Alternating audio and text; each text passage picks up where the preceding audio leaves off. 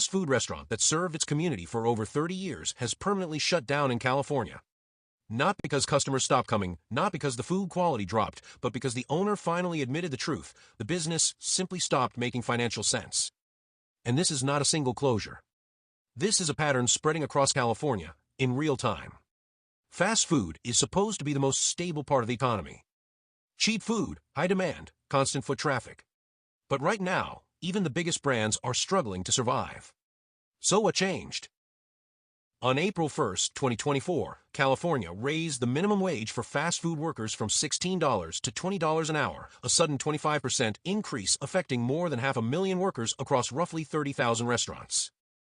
On the surface, it sounded like progress. $20 an hour feels like a win. But economics doesn't care about feelings, it cares about math. Within months, independent studies began showing the damage. California's fast food sector lost between 10,000 and more than 23,000 jobs, depending on the data source. While fast food employment was growing in most of the United States, California went in the opposite direction.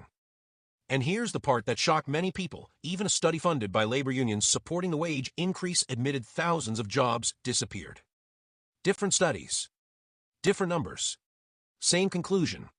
The layoffs didn't even wait for April. Months before the law took effect, Pizza Hut franchises across California announced they were eliminating all delivery driver positions. Hundreds of workers lost their jobs overnight. Long-time employees were offered minimal severance. Customers were pushed to third-party delivery apps instead. Businesses didn't adapt, they retreated. Then came the wave of closures.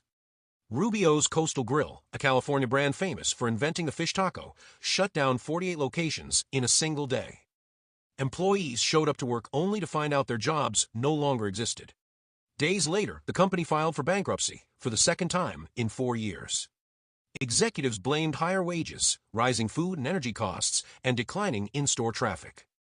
In simple terms, customers slowed down, costs exploded, and the math collapsed. Franchise owners across the state began sharing similar stories. One operator estimated the wage increase added nearly $500,000 a year in labor costs. Another raised menu prices 5 to 7% within months and still couldn't keep up. Equipment upgrades were delayed. Dining room renovations were canceled. Maintenance was postponed. When businesses are forced to choose between paying workers and fixing broken equipment, the system is already broken. Some closures hit harder than others. In small California town, a local fast food restaurant closed its doors on the exact day the new wage went into effect. Employees thought it was an April Fool's joke. It wasn't. Workers later admitted something uncomfortable. They would have rather kept their previous wage if it meant keeping their jobs. Because $20 an hour means nothing when you're earning zero. And for those who stayed employed, another problem appeared. Hours were cut. Nearly 90% of California fast food workers saw reduced schedules.